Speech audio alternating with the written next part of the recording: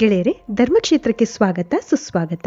ಸ್ನೇಹಿತರೆ, ದೇವತೆಗಳ ರಾಜ, ಪ್ರಕೃತಿಯ ಅಧಿದೇವ, ಮಳೆ ಬೆಳೆಗಳಿಗೆ ಕಾರಣಕರ್ತನಾದ ಇಂದ್ರನ ಬಗ್ಗೆ ಸಾಕಷ್ಟು ಪುರಾಣದ ಕಥೆಗಳನ್ನ ಕೇಳಿದ್ದೀವಿ.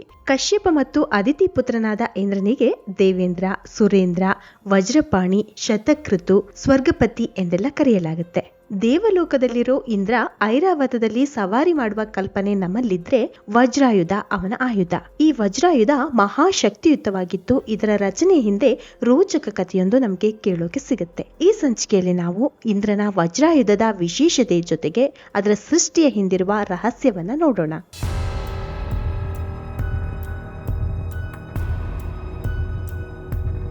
ಸ್ನೇಹಿತರೆ, ಇಂದ್ರ ದೇವತೆಗಳ ರಾಜ, ದೇವಲೋಕದ ಒಡೆಯ. ಪುರಾಣದಲ್ಲಿ ನಾವು ಕೇಳೋ ಸಾಕಷ್ಟು ಕಥೆಗಳಲ್ಲಿ ಇಂದ್ರನ ಪರಾಕ್ರಮದ ಬಗ್ಗೆ ಉಲ್ಲೇಖವಿರೋದು ನಮ್ಗೆ ನೋಡೋಕೆ ಸಿಗುತ್ತೆ.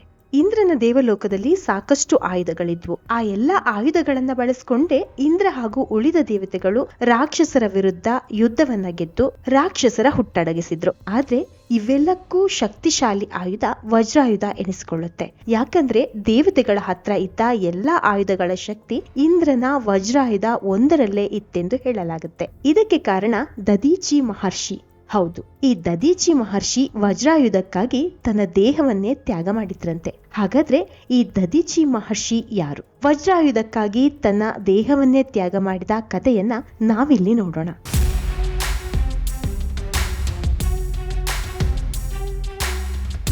ಬ್ರಹ್ಮ ಮಾನಸ ಪುತ್ರ ಅಥರ್ವಣ ಮಹರ್ಷಿಯ ಮಗ ದದೀಚಿ ಮಹರ್ಷಿಗಳು. ಇವರು ಇಂದ್ರನಿಂದ ಬ್ರಹ್ಮ ವಿದ್ಯೆಯನ್ನ ಪಡೆದಿದ್ರು. ಆದ್ರೆ ಈ ವಿದ್ಯೆಯನ್ನ ಬೇರೆ ಯಾರಿಗೂ ನೀಡದಂತೆ ಇಂದ್ರದೇವ ಸೂಚನೆಯನ್ನ ನೀಡಿದ್ದ.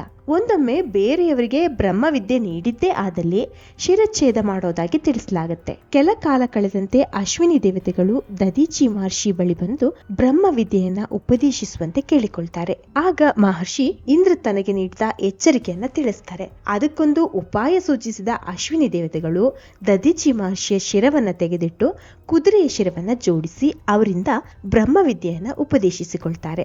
ಇದನ್ನು ತಿಳಿದ ಇಂದ್ರದೇವ ಬ್ರಹ್ಮ ವಿದ್ಯೆಯನ್ನ ಬೇರೆಯವರಿಗೆ ಉಪದೇಶ ಮಾಡಿದ ದದೀಚಿ ಮಹರ್ಷಿಯ ಕುದುರೆಯ ಶಿರವನ್ನ ಕತ್ತರಿಸ್ತಾನೆ. ನಂತರ ಅಶ್ವಿನಿ ದೇವತೆಗಳು ಮಹರ್ಷಿಯ ಶಿರವನ್ನ ಮರುಜೋಡಣೆ ಮಾಡ್ತಾರೆ. ಹೀಗೆ ದದೀಚಿ ಋಷಿಗಳು ಅಶ್ವಿನಿ ದೇವತೆಗಳಿಗೆ ಬ್ರಹ್ಮ ವಿದ್ಯೆಯನ್ನ ಉಪದೇಶಿಸಿ ಅವರ ಗುರುಗಳು ಎನಿಸಿಕೊಳ್ತಾರೆ. ಈ ದದೀಚಿ ಮಹರ್ಷಿಗಳು ತನ್ನ ಪತ್ನಿ ಸುವರ್ಚಾಳೊಂದಿಗೆ ಗಂಗಾ ನದಿಯ ತಟದಲ್ಲಿನ ಆಶ್ರಮದಲ್ಲಿದ್ರು. ಮಹರ್ಷಿ ತನ್ನ ತಪಸ್ಸಿನಿಂದ ಎಷ್ಟು ಶಕ್ತಿಶಾಲಿಯಾಗಿದ್ರೆಂದ್ರೆ ರಾಕ್ಷಸರು ಸಹ ಅವರ ಆಶ್ರಮವನ್ನ ಪ್ರವೇಶಿಸೋದಕ್ಕೆ ಭಯ ಪಡ್ತಾ ಇದ್ರು.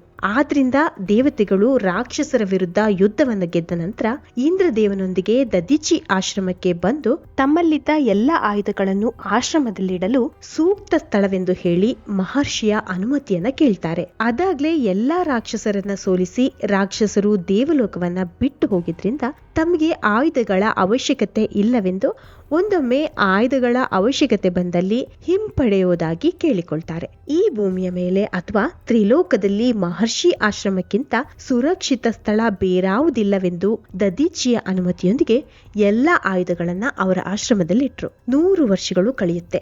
ದೇವತೆಗಳು ಆಯುಧಗಳನ್ನ ಹಿಂಪಡೆಯೋದಕ್ಕೆ ಬರೋದಿಲ್ಲ.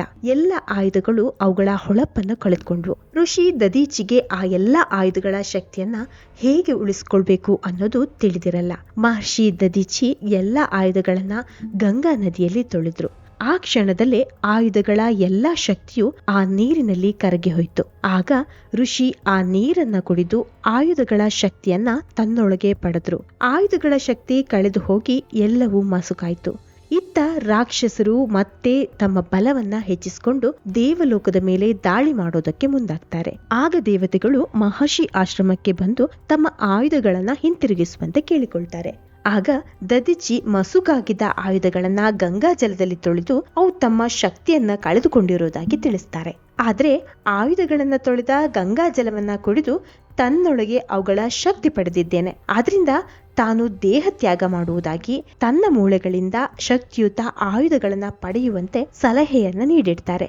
ಆದ್ರೆ ದದೀಚಿಯಂತಹ ಮಹರ್ಷಿಗಳನ್ನ ಕಳೆದುಕೊಳ್ಳೋಕೆ ದೇವತೆಗಳು ಬಯಸೋದಿಲ್ಲ. ಆಗ ಮಹರ್ಷಿ ಲೋಕ ಕಲ್ಯಾಣಕ್ಕಾಗಿ ತನ್ನ ಪ್ರಾಣ ತ್ಯಾಗ ಮಾಡೋದಕ್ಕೆ ಮುಂದಾಗಿ ಯೋಗ ಶಕ್ತಿಯ ಮೂಲಕ ಪ್ರಾಣವನ್ನ ಅರ್ಪಿಸ್ತಾರೆ. ಅನಂತರ ದೇವತೆಗಳು ವಿಶ್ವಕರ್ಮರಿಂದ ಅತ್ಯಂತ ಶಕ್ತಿಶಾಲಿ ಆಯುಧಗಳನ್ನ ಮಾಡೋದಕ್ಕೆ ಸೂಚಿಸ್ತಾರೆ. ಅದರಂತೆ ದದೀಚಿ ಮಹರ್ಷಿಯ ಬೆನ್ನೆಲುಬನ್ನ ಬಳಸಿ ವಜ್ರಾಯುಧ ಮಾಡಿ ಇಂದ್ರನಿಗೆ ನೀಡಲಾಗುತ್ತೆ. ವಜ್ರಾಯುಧ ಎಂದ್ರೆ ವಜ್ರದಷ್ಟು ಬಲವಾಗಿತ್ತು ಎಂದು ಹೇಳಲಾಗುತ್ತೆ. ಅಲ್ಲದೆ ಇತರ ಅನೇಕ ಆಯುಧಗಳನ್ನ ಮಾಡಿ ದೇವತೆಗಳಿಗೆ ನೀಡಿದ್ರು. ಲೋಕ ಕಲ್ಯಾಣಕ್ಕಾಗಿ ತನ್ನ ದೇಹವನ್ನ ತ್ಯಾಗ ಮಾಡಿದ ದದೀಚಿ ಮಹರ್ಷಿ ಮೇರು ರತ್ನಗಳ ಸಾಲಲ್ಲಿ ಶೋಭಿಸಿದ್ರೆ ಮನುಷ್ಯನ ಜೀವನದ ಸಾರ್ಥಕತೆ ಪಡೆಯೋದು ಸಮಾಜದ ಒಳಿತಿಗಾಗಿ ಬದುಕಿದಾಗ ಎಂಬ ಸಂದೇಶವನ್ನ ನೀಡಿದ್ದಾರೆ ದದೀಚಿ ಮಹರ್ಷಿ. ಸ್ನೇಹಿತರೆ, ಪರೋಪಕಾರಾರ್ಥಂ ಇದಂ ಶರೀರಂ ಅನ್ನೋದು ಇದನ್ನೇ ತಾನೆ.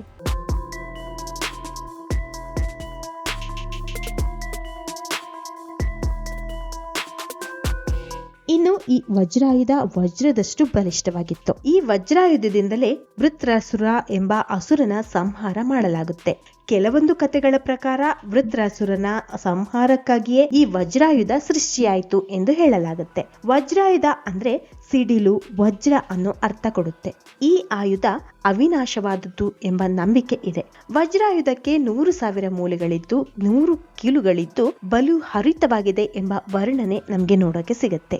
ವಜ್ರಾಯುಧವನ್ನ ಸೂರ್ಯನಿಗೆ ಹೋಲಿಸಲಾಗುತ್ತೆ. ಇಂದ್ರದೇವ ವಜ್ರಾಯುಧದಿಂದ ಉಷೋದೇವಿಯ ಬಂಡಿಯನ್ನ ಚೂರು ಚೂರು ಮಾಡಿ ತನ್ನ ಅಶ್ವಗಳಿಂದ ಆಕೆಯ ಕುದುರೆಗಳನ್ನ ನಾಶ ಮಾಡಿದ್ದ. ಇಂದ್ರನ ವಜ್ರಾಯುಧಕ್ಕೆ ಹೆದರಿದ ಉಷೋದೇವಿಯು ತನ್ನ ರಥವನ್ನ ಪರಿತ್ಯಾಗ ಮಾಡಿದ್ಲು.